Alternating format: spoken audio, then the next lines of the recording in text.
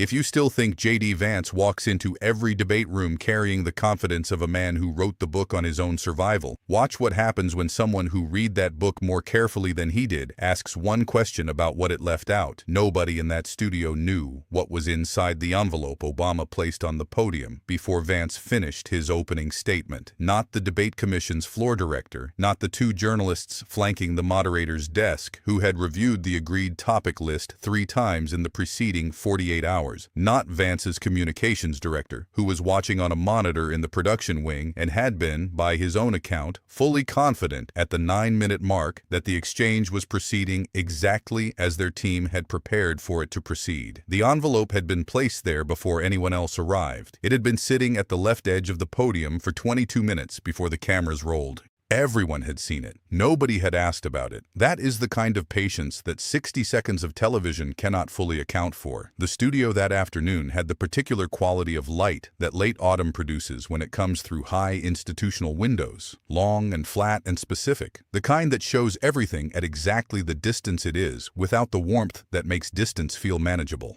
The production crew had pushed the key lights 2 stops brighter than the format usually called for. A camera supervisor had requested the adjustment after a rehearsal run, and the lighting director had complied without asking why. It made the 2 podiums look more exposed than they had looked in the walkthrough, more accountable to the room. Obama walked the length of the backstage corridor to the stage entrance the way he walks every corridor that leads to a room where something matters, unhurried, carrying the specific quality of ease that belongs to a man whose ease is not performed. His jacket was the dark charcoal. His posture was the posture of 45 years of walking into rooms that were designed to test whether he belonged in them. He had developed, across those 45 years, a stride that answered the test before the room could finish asking it. Not aggressive, not expansive, just present, the kind of presence that takes up exactly the right amount of space because the person inside it has never needed to negotiate that question. He reached the podium, placed both hands on its edges, and looked at the room. Then he looked at Vance.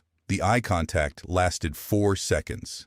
Not a stare. The specific, quiet inventory of a man who has looked at a great many opponents across a great many podiums and knows, in the first 4 seconds, what the room contains. Whatever he saw in those 4 seconds, he did not react to it visibly. He placed his hands flat on the podium surface and waited for the moderator to begin. Vance entered from the opposite wing. He moved with the forward energy of someone who has prepared for the specific opponent across from him and is arriving into the preparation's fulfillment. Chin up, pace measured, the specific configuration of a man who wrote a memoir about his own resilience and has spent 8 years being defined by it and another 2 years trying to outrun that definition without acknowledging that the running is the story. He spread wide at his podium. Both sides claimed, weight distributed, the posture of a man who intends to own his half of the stage. He looked at Obama once, briefly, the way you confirm the position of a thing you have already accounted for, and then looked at the moderator. He was ready. The first 9 minutes ran in the territory both men had prepared for. Healthcare, the ACA, the specific numbers Vance had been using since the Pittsburgh campaign event, where Obama had cataloged exactly what those numbers omitted. Vance was fluent. His argument moved with the precision of someone who has delivered it enough times to have removed every friction point from its surface. He cited studies. He cited outcomes. He described his own background. The Appalachian poverty, the grandmother, the path that had carried him from Middletown, Ohio, to Yale Law, to the Senate, to the vice presidency, with the particular efficiency of a man deploying his biography as both credential and armor, the way Hillbilly Elegy had taught him to deploy it, preemptively, before anyone else could frame it differently. Obama listened. He made a note at minute 4. He made a second note at minute 7. His expression did not change. His posture did not change. He was the still point of the room, while Vance moved through his arguments with the forward energy of someone who is trained for this distance and is running it. Then the moderator turned to Obama. He did not begin immediately. He looked at his notes for 3 seconds, not reviewing them, the specific pause of a man making certain of the order before he begins. Then he looked at Vance. Then he reached for the envelope. He opened it without urgency, the way a person opens something they know the contents of and have been waiting for the right moment to make visible. He removed a single folded page. He unfolded it. He placed it flat on the podium surface. He looked at it once, then at Vance. Then he began. He said, "I want to talk about the architecture of the argument you just made." He used the word once, not as a rhetorical flourish, but as the most accurate available term for what he was about to describe. He said Vance had presented a healthcare argument built on 4 data points. He named all 4. He said each one was accurate. He said the architecture of the argument, the way those 4 accurate points had been assembled and sequenced, produced a conclusion that 3 of the 4 points, in the context of their own source data, explicitly did not support. He cited the source. He cited the page number. He cited the line. Vance's right hand moved from the podium edge to its surface, flat, a translation of 4 inches that happened before his expression changed. His expression changed 1 second later, the jaw setting, the eyes going to a point slightly above and to the left of Obama's face that was not Obama, and was not the camera, and was not anything in the room.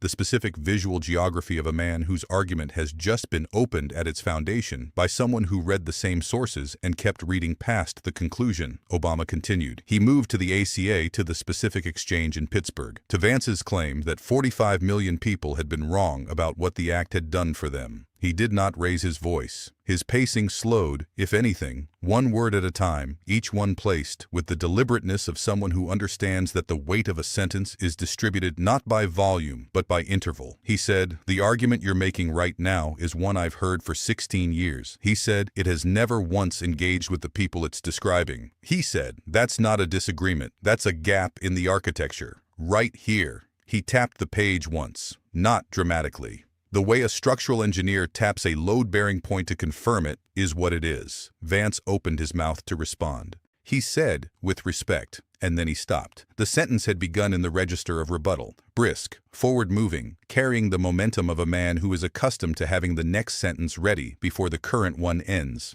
But the sentence had nowhere to go, not because Vance had run out of language, because the architecture that his language was built to support had just been described with enough precision that adding more language to it would not strengthen it. It would only make the description more visible. He started again. He said, "The source you're citing." He stopped. He started a 3rd time. He said, "I'd like to address the framing." He said 2 more words, and then his voice, which had been carrying the pitch and pace of total preparation, dropped by half a register and slowed by a beat. It was not a crack. It was something more specific and more expensive than a crack. The sound of a man whose argument has been examined in front of a room and found, at its center, to be built differently than he had presented it.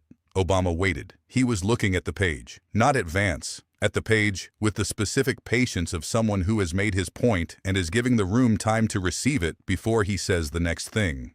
Vance said, "The data shows." Obama looked up. His expression had not changed from the expression he had carried for 22 minutes. He said quietly, in the register of a man saying something for the last time, because it has already been said enough times. "The data shows what it shows. What you've been describing is a structure built around 3 of the 4 points it actually supports." He said, "That's not a lie." He said, "It's an architecture. An architecture that omits a load-bearing element doesn't fall immediately. It just fails in a specific direction when the weight arrives." He said the word for the 2nd time. It landed the same way it had landed the 1st time, not as a flourish, but as a fact. The kind of word that does not require emphasis because it is already doing everything it needs to do. Vance looked at the podium surface, not at the camera, not at Obama, at the surface, the way a person looks at the surface of something when the inside of it has just been described more accurately than they were prepared for. The moderator moved to the next question. Both men answered it, and the next. The exchange continued for 19 more minutes, professional and substantive, and precisely conducted on both sides. But the quality of Vance's eye contact with the camera changed at minute 9 and did not fully return for the remaining 19. His arguments were as organized as they had been in the first 9 minutes. Their relationship to Obama's arguments was different, more careful, more aware of the specific question that had been asked and not answered about the load-bearing point that was absent. The 60 seconds ran everywhere before the broadcast ended. Not the full exchange, just the 60. Obama opening the envelope, naming the 4 data points, citing the source, tapping the page. The two failed starts of Vance's rebuttal. The third start that went somewhere different than it had been aimed. 60 seconds, viewed 19 million times before midnight. Trump posted about it at 11:42 p.m. He said Obama was a failed president peddling old arguments. He said Vance had dominated the exchange. He said the media was covering it dishonestly. His post used 8 sentences. The clip had used 60 seconds. Both were placed beside each other in every thread that shared either. No annotation required. Vance did not post that night.